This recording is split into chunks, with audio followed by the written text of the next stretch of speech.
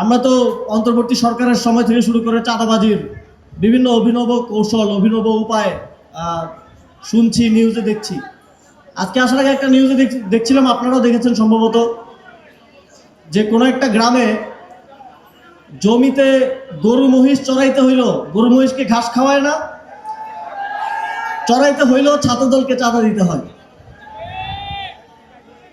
জনাব মির্জা ফখরুল ইসলাম আলমগীর, তিনি সম্ভবত রাষ্ট্রপতি হবেন, তিনি নির্বাচনের আগে বলেছিলেন যে তারা ক্ষমতায় আসলে বছরে 1 কোটি কর্মসংস্থান তৈরি করা হবে। তো তারা কিন্তু তাদের কথা রেখেছেন। বছরের 6 মাসও হয় নাই, কিন্তু ছাত্র দলের, যুব দলের, বিএনপির অলরেডি চাঁদাবাজির মাধ্যমে 50 লাখ কর্মসংস্থান নিশ্চিত হয়ে গেছে। চাঁদাবাজি করে তাদের ফ্যামিলি চলতেছে, তাদের পেট চলতেছে। সাধারণ মানুষ জাহান্নামে যাক। স্থানীয় সরকার নির্বাচনের কথা শুনছি, প্রায় 6 মাস হয়ে গেল, এখন আমরা কোনো ডেট পাই নাই, কিন্তু আমরা শুনছি যে সামনে ইউনিয়ন পরিষদ থেকে শুরু করে স্থানীয় সরকার নির্বাচন হবে।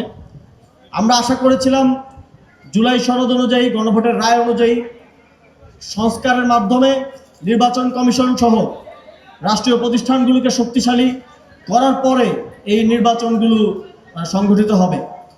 তাহলে আমরা একটা লেভেল প্লেইং ফিল্ড আশা করতে পারতাম। দেখেন, রাষ্ট্রপতি নির্বাচন হবে, জুলাই সনদে বিএনপিও কিন্তু স্বাক্ষর করে এসেছে। সেখানে বলা আছে যে রাষ্ট্রপতি নির্বাচনের 70 অনুচ্ছেদ কার্যকর থাকবে না। তো বিএনপি আগের অবস্থাতে, আগের ব্যবস্থার মধ্য দিয়ে আবার রাষ্ট্রপতি নির্বাচন করছে। এখানে একটা আইওয়াস হচ্ছে, সবার সামনে নির্বাচন হবে, ভোট হবে।